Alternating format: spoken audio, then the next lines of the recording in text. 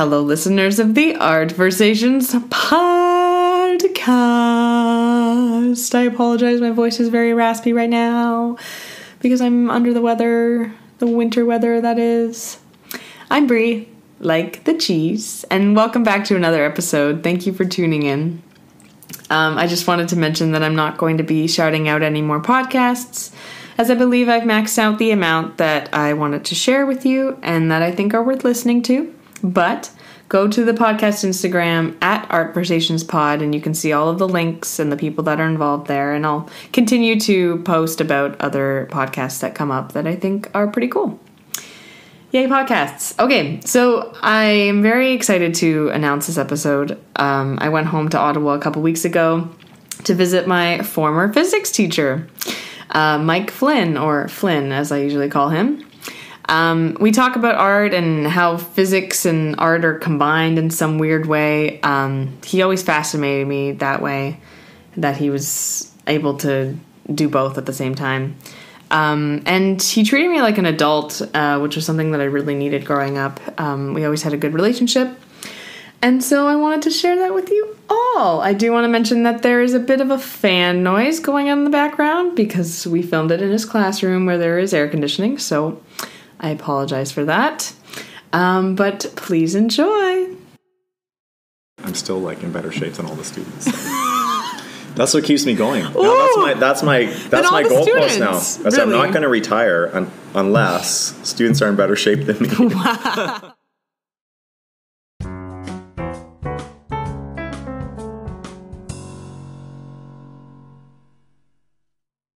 Hi, Flynn. So what else? We're starting now. Are we starting now? We're starting.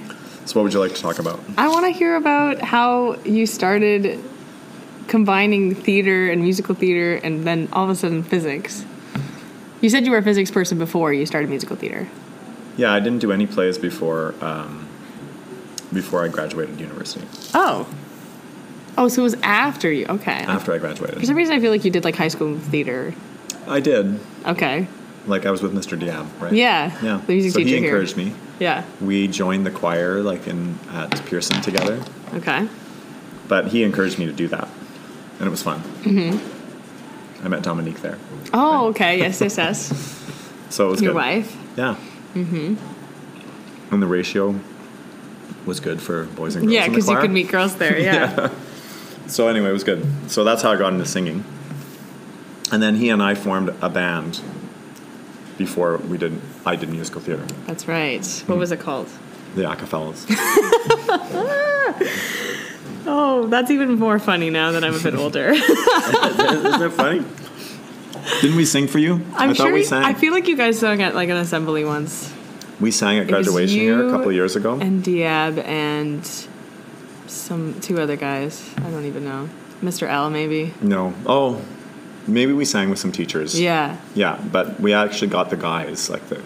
Oh, you all came? Yeah, we did. Okay, then maybe I'm just... Last year, or 2 years ago, we sang at prom. Did you...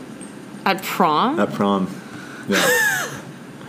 That would be so embarrassing. For that class. Like for my first AP class graduated. Oh, okay. Oh, that's a nice little frame photo that they gave you. Yeah, they made it. But we sang at prom just as they didn't know we were going to do it. Mm-hmm. And then we embarrassed a couple of kids. We brought them up on stage with us. So embarrassing. Yeah, it was very funny. And you were supposed to impersonate Elsa for Tiger Prowl, which is a really cool charity organization, or not organization, but event that everybody puts on here at St. Matt's. Well, the students this year raised $15,000 worth of food. Cool. Yeah, that was just cool. My homeroom. Just your class? Just my class. So I imagine the other classes too. So the whole school got a total of about 20,000? 20,000, so we got... But you guys were okay. Well, because, I remember, you would make us bring in all these cans so that we would do something too. Well, now we set up at we partner with the stores. Okay, so we just have to sit there and bug people when they're going in. Right. But it's good, though, because it's an easy sell because it's charity. You know, you're not doing it for a team or for... What charity is it for? It's for, the Ottawa... The food banks, right? Food banks, okay. In Ottawa. Like Good Shepherd, I guess? Yeah. Cool. So I think it's like there's the Orleans Food Cupboard or something, or Gloucester Food Cupboard, something like that. There's several different. I think there's 3 different food banks. That's really cool. I always forgot how dope that was. Yeah, it's good. And we still do a Tiger Prowl theme. Like the Tiger Prowl theme this year was. What did we do this year?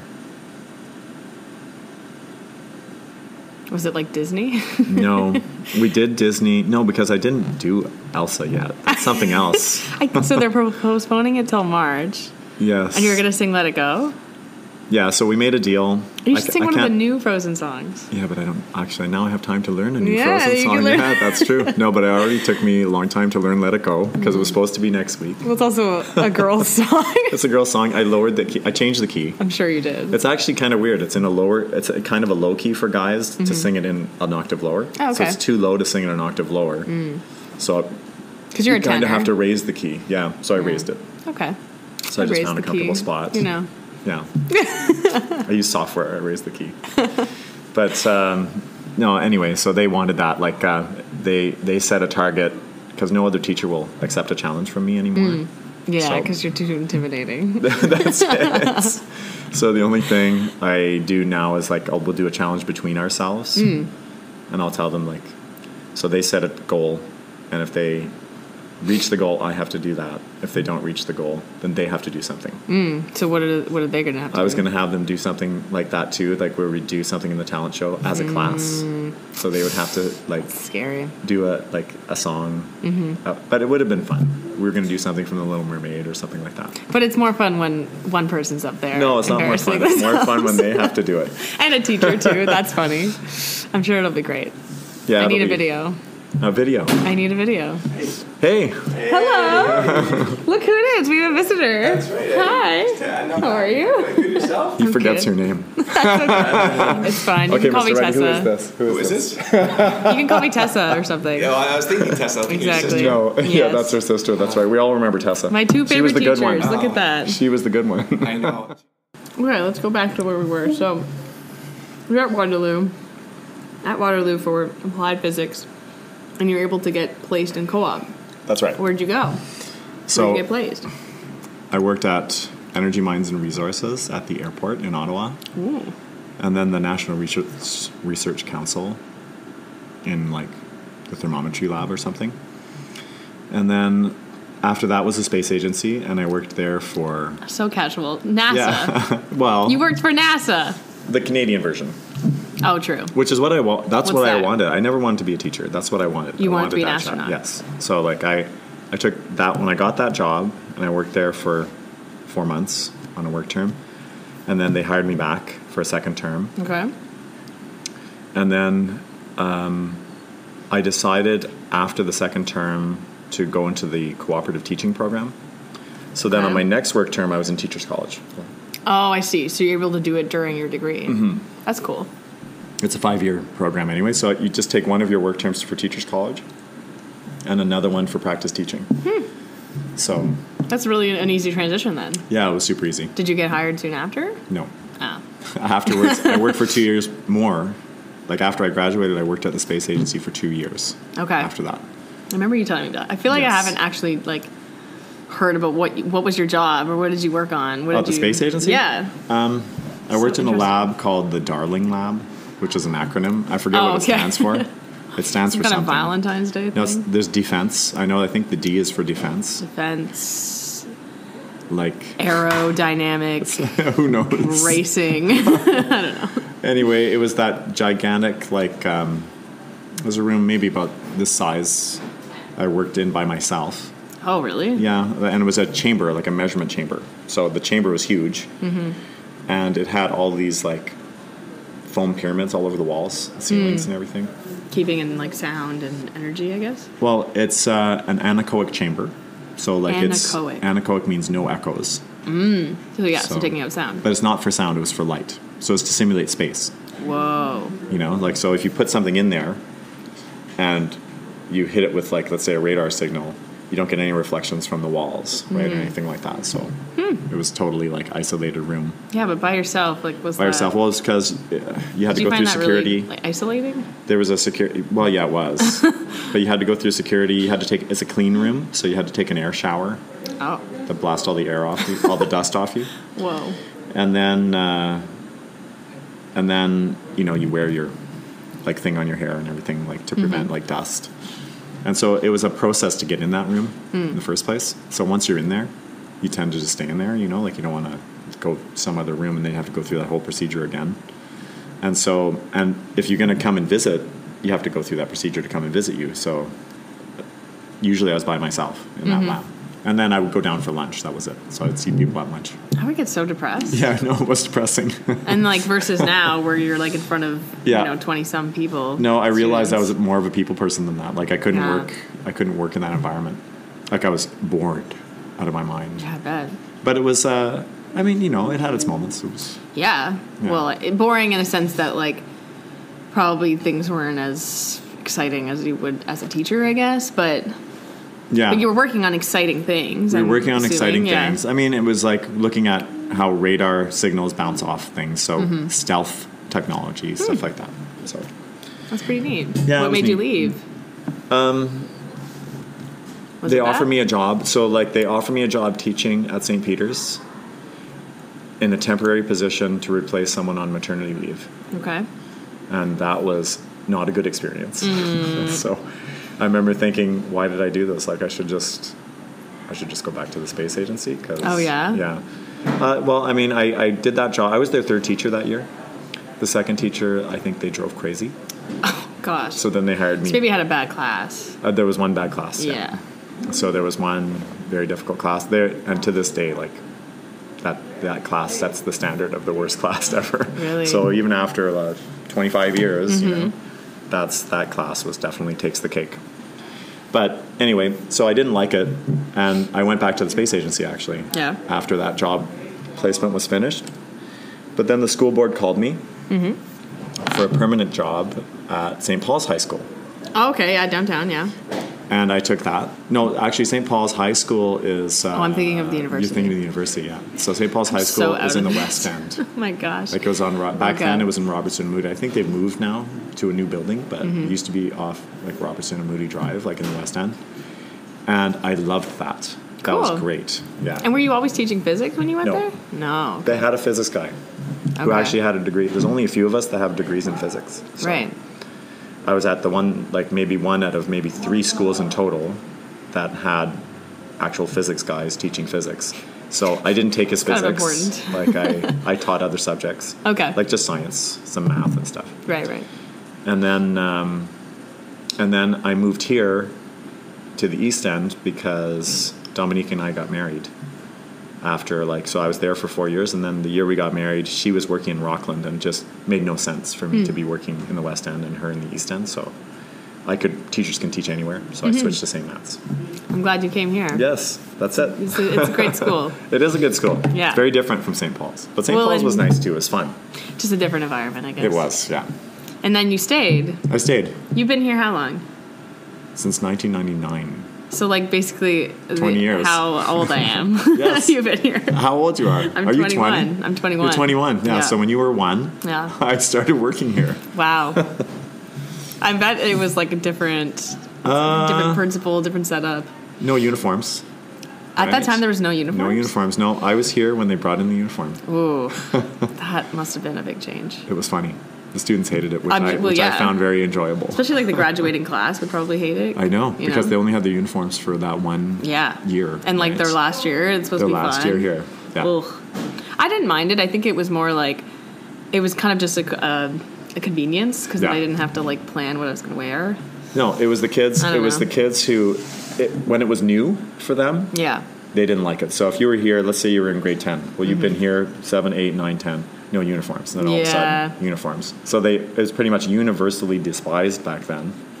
Was it because of a principal that brought that in, or was it the board? This parent council, and I think everyone was involved. Parents. Yeah, everyone was involved. So like they put a vote, made a decision. They brought in the uniforms, and I found it a lot of fun though to tease the kids about the uniforms. Sure you did. I had a lot of questions about uniform velocity and You're so bad like that. Like it's funny. That's the best part of the job though. I don't even want to call you Mr. Flynn. You're Flynn to me. Flynn. Did you think I was a good student? Sometimes, yes. I was always in class. I don't think I missed very much. Yeah, you're in class all the time. You're a pretty good student, it's true. Good. Yeah. I mean, I don't usually give that compliment. I know. I'm very surprised that you actually admitted it. Mm-hmm. But you're not my favorite teacher, so. What? No. I know that's a lie, so that's okay. You can't tell me anymore that your favorite teacher just walked out. I know that's not true. You told me that in grade 12. It's like a back and forth. I don't know. You just thought he was attractive. Yeah. Let's talk about, before I start blushing, let's talk about the links between art and physics. Because as a person who is a singer and you enjoy theater, but like when we learn the frequencies of a guitar or like a tuning fork, like that to me is an art. It felt like that when I was learning it. Mm-hmm. So the sound unit in physics. Mm-hmm. Yeah. Well, I mean, physics is kind of a basic thing. So when you think about it, everything has physics in it, right? So you're a dancer. Yeah. So, I mean, there's movement. Mm-hmm. And so... Gravity. Yeah. I mean, there's physics in everything. It's kind of like the basic principles of the universe that underscore everything. So when you build a musical instrument, there's a lot of physics in it, the way they resonate, you know, the way they... So, in a way, if you're designing an instrument, in a way you're an artist, but you're also a scientist, right? Like, I mean, to get the design right, to make it sound the way you want it to sound. Mm-hmm. And so, I mean, I love that. I love the physics in music. I love for example, in music, the concepts of like dissonance and consonance, and how the physics of that affects your mind, right? So let's say something that's dissonant gives you a sad feeling or an unhappy feeling, you know, or whatever. Mm-hmm. It's not satisfying. But sometimes that's what you want. Cool. In the music, right? That's really cool. Yeah. And when you end on a consonant tone, it's more satisfying, it's more final, it's more all right. So that's where the artistic, like... Yeah, that's right. So there's a whole psychological component to it as well, which I don't understand as much because I'm a physics guy. But I understand a little bit. So in university, I took a course on the physics of music. Wow. Yeah. So it was really entertaining. Like, it was a very good course. Did you ever learn how to like build a guitar and how that works? I mean, I know what all the parts of the guitar are for. Right. And you know, you pluck a string, it's based on resonance in strings, like all stringed instruments. Mm-hmm. But you know, so like I understand how it was designed, but I never learned. What was the question again? Like, what are you asking me about it? Like, I just want to know how you can combine both art and physics, and in some ways you can. Oh, yeah, for sure. Using music and using frequencies and like you say, the emotional or psychological component as well. Yeah. I don't know. We're just talking. No, I get it. This is not a talk show. Well, I mean, it's kind of like, you know, you don't have to have any knowledge of physics to be an artist, really. Mm-hmm. But artists will use physics without knowing, you know, or understanding the physics maybe. Almost the way like a football player can be an expert at throwing a ball, right? There's a lot of physics in throwing a ball. Right. You don't have to know any of that to throw a ball, right? So I think when you're designing an instrument, though, that's a bit different. So if you're going to make your own musical instrument, there you have to be like almost like an inventor, like that kind of... And like understanding the architecture, I guess. Yeah. Almost like Thomas Edison. You know? Like you invent a device, but the device has this purpose to it, right? Now, in the case of a musical instrument, the purpose is to make that beautiful sound, right? So yeah. No, you always fascinated me that way because you had like such a wide range of knowledge, and physics for you, like you say, was a universal thing, not just like a scientific, by the book kind of thing. Well, you see it everywhere, right? Yeah. Like I was telling my students just yesterday how, you know, I was telling them you'll never look at that film like a soap bubble the same. Right. You know? Like when I see the swirl of color, No, but that's not our bell. Oh, good. Okay. When I see the swirl of color, A bunch of students coming in in. a soap bubble, yeah, that'll be in 20 minutes. Okay. But when I see a soap bubble, the soap bubble has swirls of color in it. That's an interference pattern, right? With oil. Yes. I think. Oil. It's all coming back to me. Do you remember? I really don't. I mean, I remember like cyan. Air, and oil, water. Yeah, yes. cyan. Yeah, and the colors and... Color theory. We did an experiment, I remember, where we had to like... We put oil and water together and then it like... Or you showed us a picture on the pavement where like oil and water would come together and it would create this like beautiful picture of colors. Yes. Yeah. Yeah. I was going to show you, but then I thought, Well, we can't really see it, you can't really see it. But, yeah, no, I have to show them that same exact experiment tomorrow. Like, I don't have the soap today. So I meant to go to the grocery store and get it, but I didn't have time last night, so. You're making cookies. I'll get it today. I was making cookies for you. Making cookies for me. Yeah, that's right. No, I just want to know, because, like, I really believe, like, as I learned physics, I was able to incorporate it more into my art and, like, my dancing and stuff, and I just wanted to talk about how there's a connection between the two. I think there is. Oh, yeah, for sure. Okay, good. Yeah, I feel like at the beginning you were like, no, it's a science. You have a better balance than I do in this, right? I guess. Like, like I've sang in musical theater and stuff like that, but my life is more teaching science, right? Like that's my career. That's my, You know how else you're creative? You used to make questions using all of our names. Oh, that's right. This popped in my head just now. I always do that, but I didn't do it this semester. And I think I think I regret it. Yeah, because the kids enjoy it. Yeah, no, it's I didn't. Hilarious. It was so funny true. and you would put up the little blockers, the desk blocker, when we would have our tests. I still do that. Oh my gosh, this is all coming back now. That's so funny. It's crazy. Yeah, the names takes a long time. Yeah, and so you have to get creative. There you go. Right. No, I like writing stories. That's true. That's funny. Okay. I like being a pest, as you know. Yes, I know that quite well. Yeah, it's kind of the perfect job for me, where you get to be like a practical joker.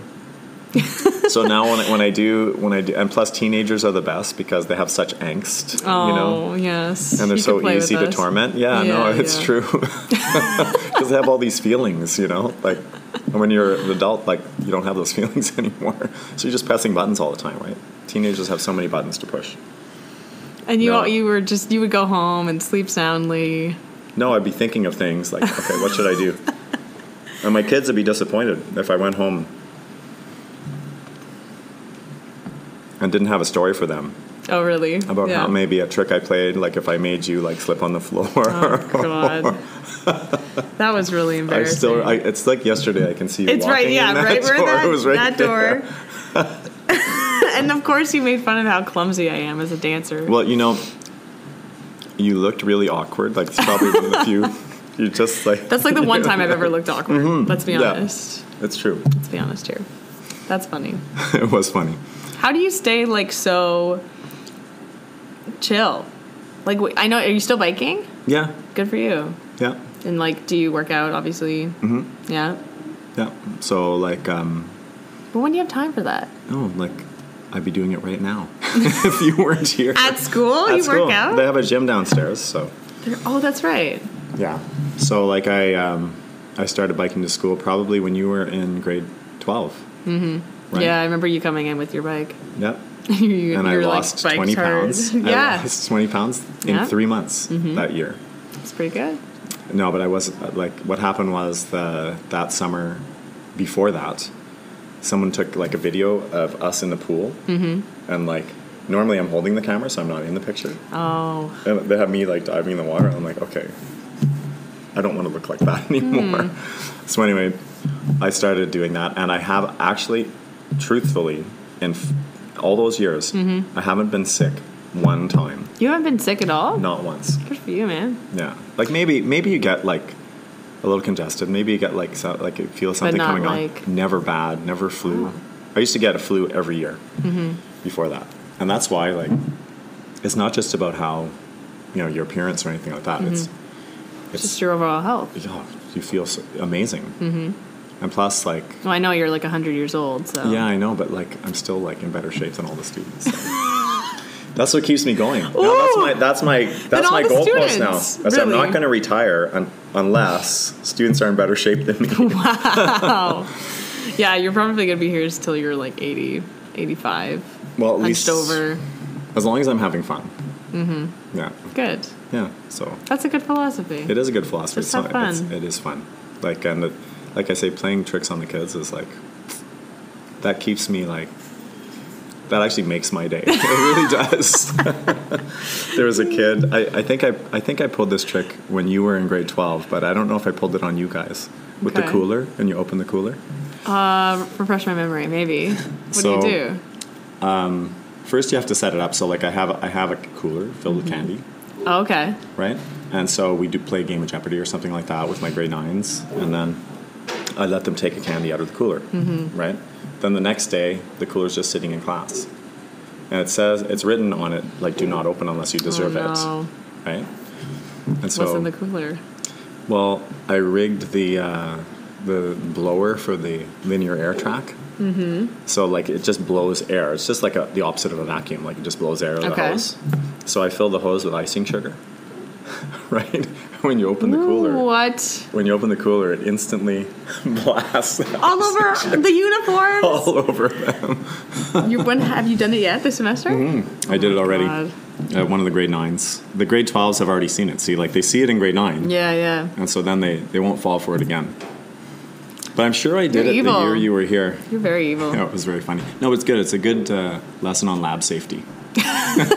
Reading the instructions. Well, not to touch equipment without permission. There you go. Like, okay. Yeah. See? So it's still educational. Still educational, and it's a lot of fun to watch. So. Yes. Next time I want to put a camera in it, like, so you can get. Oh, God. You know what I mean? Wow. See, you are a very creative person. And also, like, the fact that you even do Jeopardy, like, you put in the extra work to make your class fun. It's fun. It's fun. I feel like some other teachers. What keeps it new, is the students, though. So. Yeah, like the students coming in every year, it's a new group, and you're sort of excited to meet them, and you want to, like, get to know them. You're looking forward to telling them the stories, and it's all new, a whole new audience. Do you tell them about me? You could say no. Yeah, it's okay. Probably. It's okay. No, I probably tell them that story about you walking in. So embarrassing. I'm trying to think, though. What a legacy you guys left. Never really got me back, right?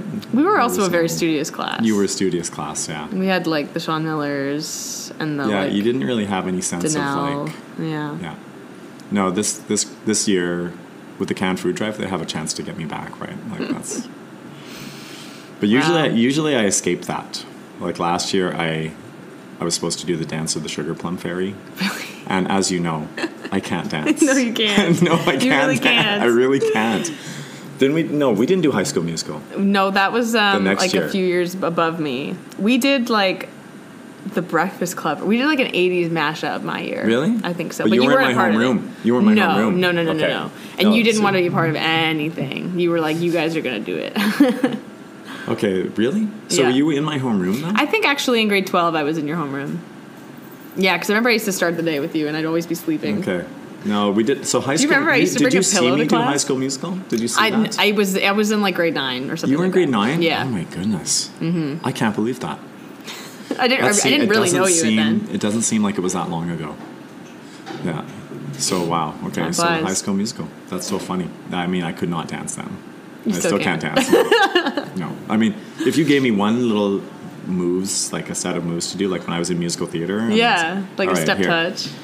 You've got like a month to learn this, you know? And if I just did that over and over and had help doing it, I can do it well enough. That, okay, well, next time I visit, yeah. I want to see, like, a full solo. And you're going to sing?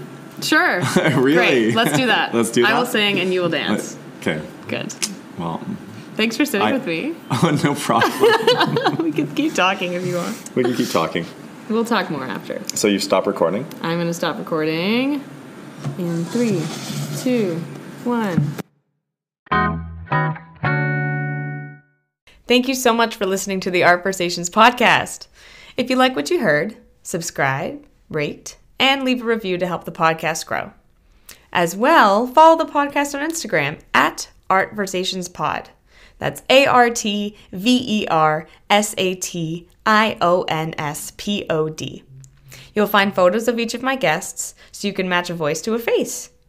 Let's keep the conversation going. DM me with your own thoughts about art, as I would love to hear them. I'm always up for a good old-fashioned chat. Till next time.